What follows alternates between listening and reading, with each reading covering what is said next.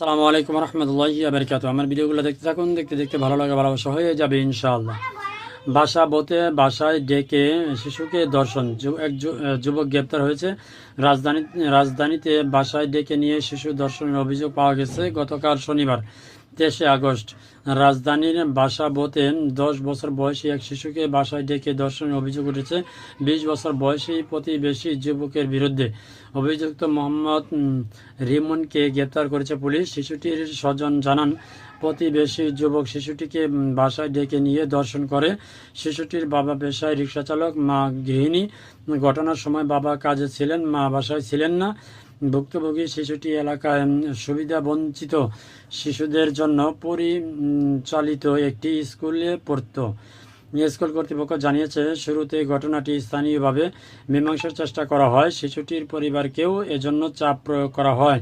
পরে স্কুল কর্তৃপক্ষ শক্ত অবস্থান নিলে শিশুটির বাবা ফোন করে পুলিশকে বিষয়টি জানান। পুলিশ ও এলাকাবাসীর সহায়তায় শিশুটিকে উদ্ধার করা হয়। এই ঘটনায় রাজধানীর সবুজবাগ থানায় মামলা হয়।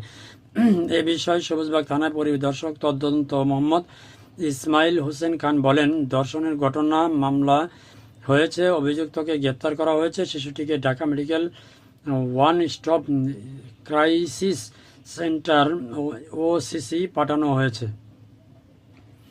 আসলে আমরা চাইব দর্শকের বিচার খুবই ভয়ানক শাস্তি হোক। দুই একটা শাস্তি যদি জনসম্মুখে করা যেত তাহলে দর্শন কমে যেত।